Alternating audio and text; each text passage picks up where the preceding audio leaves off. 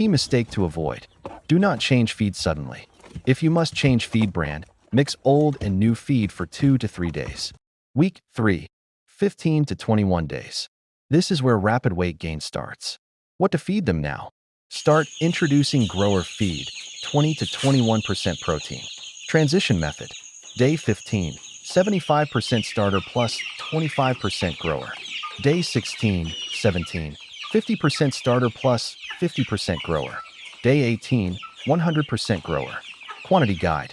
75 to 85 grams per bird per day. Add probiotics and water to improve feed digestion. Week 4, 22 to 28 days. Feed consumption increases a lot at this stage. What to feed? Grower feed only. Quantity guide. 100 to 110 grams per bird per day. Important tip. Ensure these. 1. Clean water. 2. Good ventilation. 3. No heat stress.